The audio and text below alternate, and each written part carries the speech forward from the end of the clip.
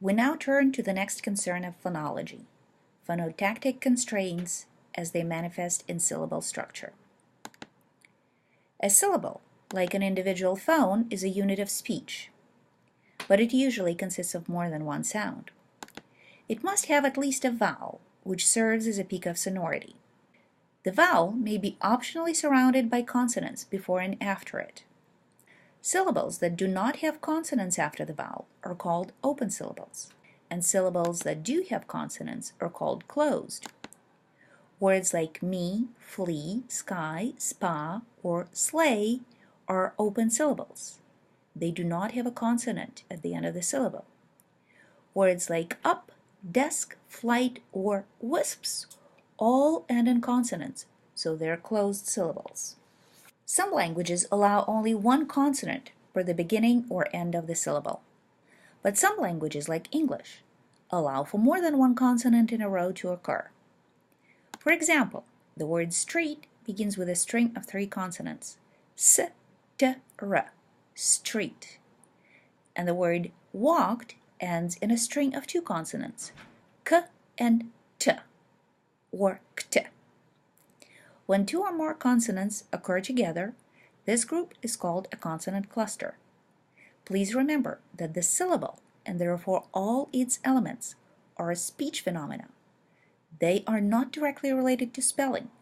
So, for example, even though the word box ends in only one consonant letter X, this letter is pronounced as 2 consonant sounds, k and s, or the cluster x together.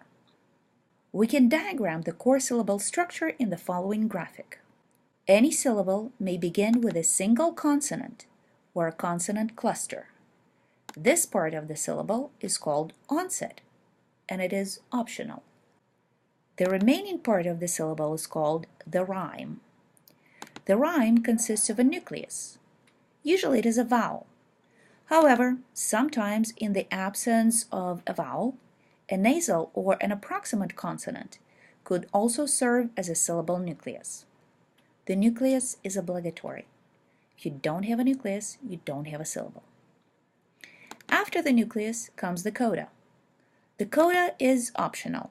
It consists of 1 or more consonants. Let's apply this structure to the analysis of words. The first word we'll look at is crown.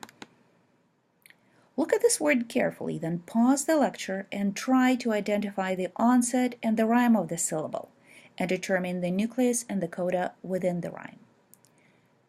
Ready? Go!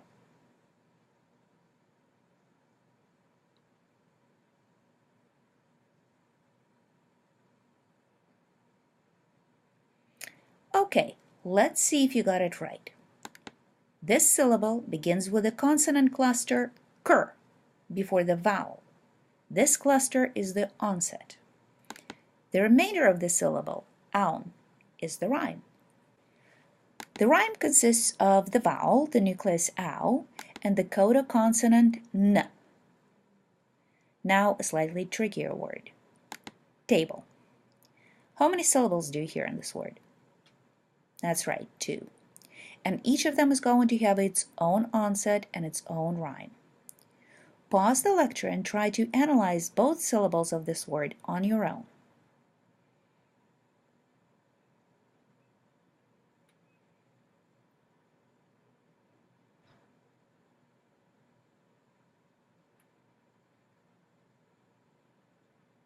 Ready to go over the results?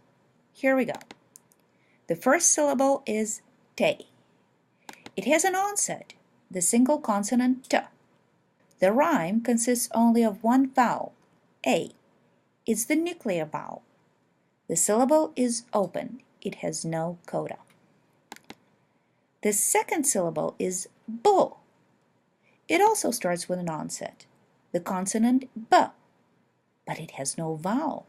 So how can it be a syllable? Well, remember how I mentioned that in the absence of vowels, a nasal or an approximate consonant can serve as a syllable nucleus.